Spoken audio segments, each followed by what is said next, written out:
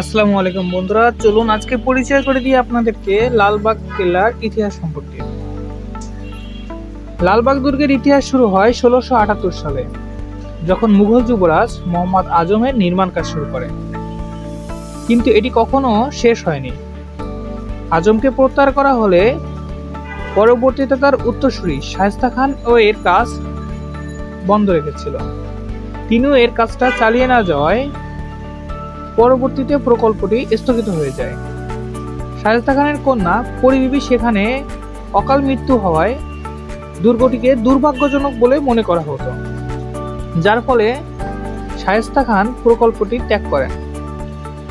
আজ এটি ৩টি প্রধান স্থাপনা সহ একটি ঐতিহাসিক স্মৃতিস্তম্ভ।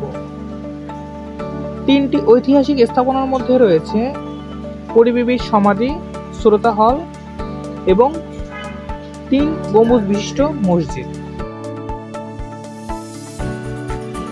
এখানে গেলে বুঝতে পারবেন দুর্গটি অনেক পুরাতন। বুঝতেই পারছেন ১৬৭৮, অর্থাৎ এটি কয়েকশো বছর পুরানো একটি দুর্গ।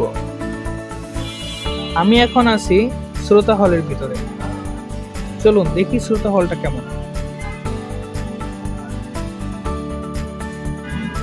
আজকের ভিডিও এ পর্যন্তই থাকলো।